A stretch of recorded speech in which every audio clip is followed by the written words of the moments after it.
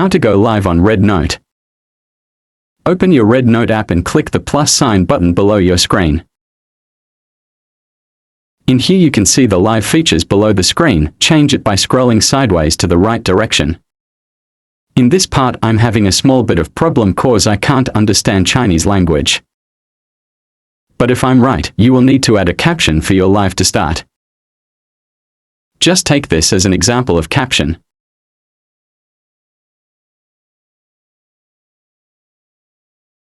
In this part, I didn't really know about this, but I guess you can share your live on Rednote. Here, you could arrange your live about. For example, your live is for gaming no more. You can adjust some things in the settings before you go live to make it a better experience. And that's it. After you arrange it, you can click the red button on bottom to go live. Sorry for struggle in this video, but I hope you learned something new with me. But that's it. Thank you.